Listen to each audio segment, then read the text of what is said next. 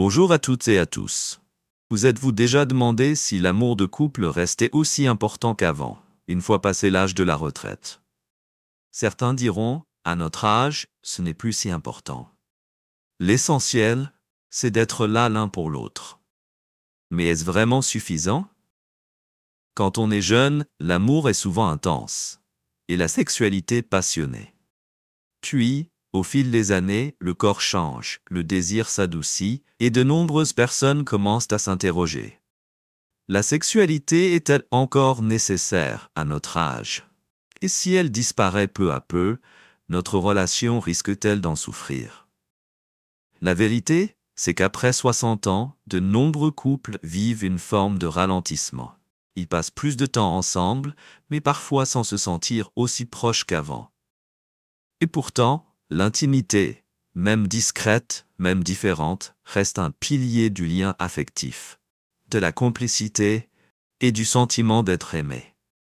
Alors, posons les vraies questions. La sexualité a-t-elle encore sa place après 60 ans? Que faire si le corps ne suit plus comme avant? Et comment maintenir une relation de couple harmonieuse, tendre et vivante, même lorsque les années passent? Dans cette vidéo, je vous propose une réflexion à la fois douce et précise sur un sujet intime, souvent tabou, mais ô combien essentiel. L'amour dans le couple après 60 ans. La sexualité est-elle encore importante et comment préserver l'harmonie au fil du temps? Nous découvrirons ensemble ce qu'en disent les professionnels de santé et de psychologie en France, mais aussi des conseils simples, concrets et respectueux pour vous aider à vivre une relation apaisée, complice et toujours nourrie d'amour. À partir de 60 ans, le corps évolue naturellement. Les hormones diminuent, l'énergie baisse et le désir devient plus discret. Chez l'homme, une baisse de la testostérone peut réduire l'envie sexuelle et ralentir les réponses physiques. Chez la femme, la chute d'œstrogène entraîne souvent une sécheresse vaginale, des inconforts pendant les rapports et un manque de confiance lié au changement du corps. Selon une étude menée au CHU de Lille, 62% des femmes de plus de 60 ans évitent d'évoquer ces inconforts par peur de décevoir leur partenaire. De leur côté, les hommes préfèrent souvent garder le silence pour ne pas révéler leur propre insécurité. Et pourtant, il n'est pas nécessaire de retrouver ses performances d'antan pour continuer à vivre une relation épanouie. Ce qui compte, c'est d'apprendre à regarder cette réalité avec bienveillance. Une discussion honnête, sans jugement ni attente, peut suffire à ouvrir un nouvel espace d'intimité.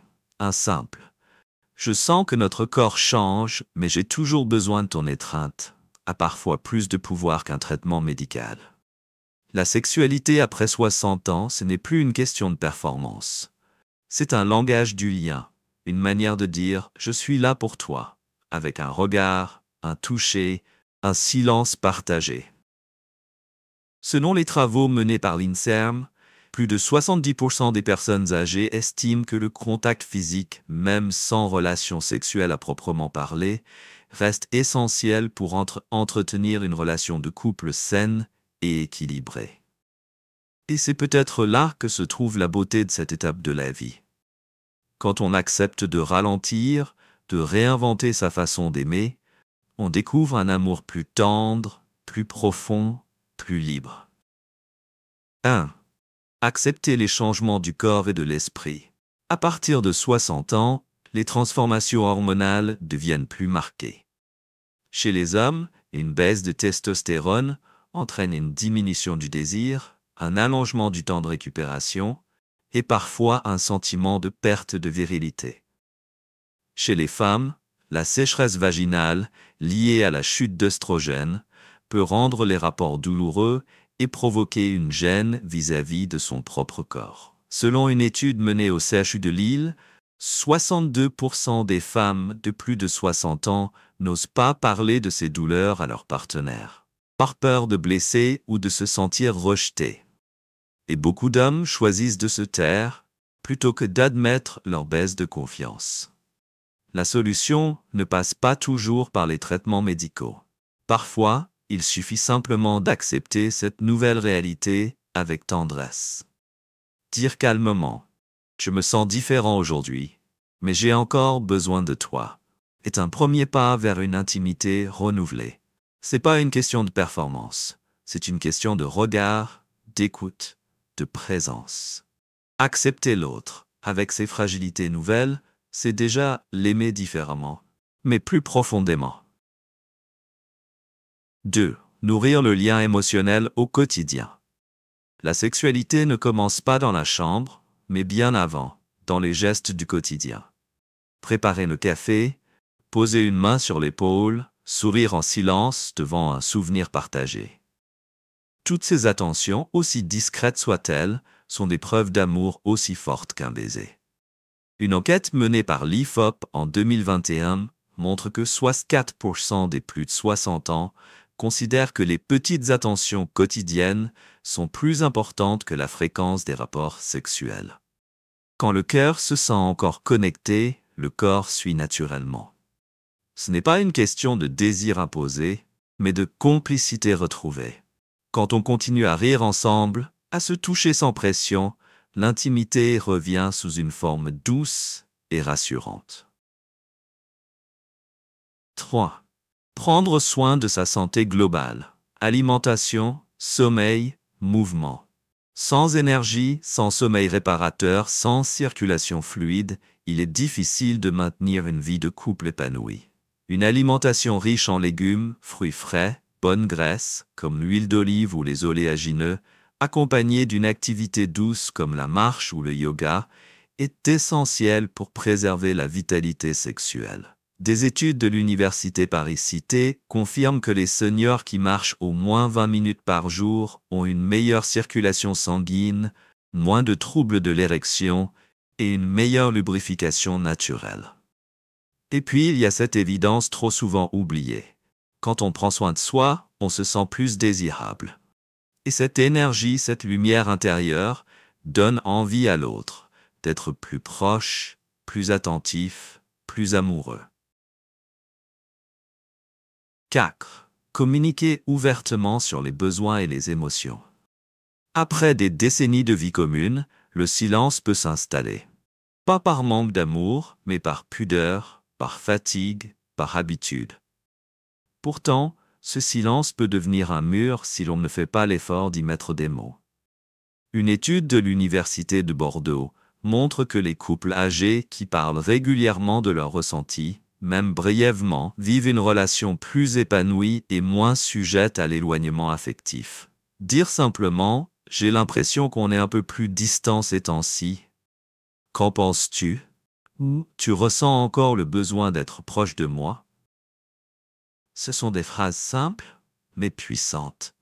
Elles n'ouvrent pas la porte à une dispute, mais à une vérité partagée. Et surtout, il ne faut pas craindre d'être vulnérable. C'est souvent dans la fragilité que naît la tendresse. 5. Redécouvrir l'intimité à sa façon. À cet âge de la vie, l'intimité prend de nouvelles formes. Il ne s'agit plus toujours de rapports sexuels tels qu'on les connaissait, mais plutôt de proximité, de gestes tendres, de rituels doux. Lire côte à côte, se serrer la main pendant un film, s'endormir en se touchant l'épaule. Ces gestes simples stimulent la production d'ocytocine, l'hormone de l'attachement, de la confiance, du réconfort. Selon le Dr Gérard Leleu, médecin sexologue, ce sont souvent ces petits gestes non sexuels qui protègent le couple dans la durée. Et si l'on cesse de vouloir retrouver ce qui a été, on découvre peut-être un amour plus serein, plus libre, plus vivant, où chaque contact a du sens. 6. Consulter un professionnel si besoin. Enfin, il est essentiel de rappeler qu'en France, les professionnels de santé sont de plus en plus sensibilisés aux problématiques de l'intimité chez les personnes âgées. Que ce soit en consultation de gynécologie, d'andrologie ou en thérapie de couple, il existe des solutions simples, parfois très efficaces. Selon la CNAM, de nombreux actes liés à la santé sexuelle des seniors sont remboursés, à condition d'être prescrits ou encadrés. Et il existe aussi des centres spécialisés, discrets, humains, à l'écoute. Demander de l'aide, c'est agir par amour. Non pas parce que quelque chose ne va pas, mais parce que vous tenez à votre lien et que vous méritez, l'un comme l'autre, de continuer à vivre une complicité réelle, et pas seulement un quotidien partagé. On dit souvent que l'amour véritable commence là où la passion s'apaise. Et c'est peut-être encore plus vrai après 60 ans. À cet âge-là, l'intimité ne se mesure plus en fréquence ou en performance, mais en présence, en douceur, en attention silencieuse. La sexualité, quand elle est là, reste précieuse. Mais même lorsqu'elle se transforme, elle continue de porter un message fondamental. Je suis encore là pour toi. Un câlin chaque matin. Une main posée sur l'épaule. Une simple question. Comment tu te sens aujourd'hui?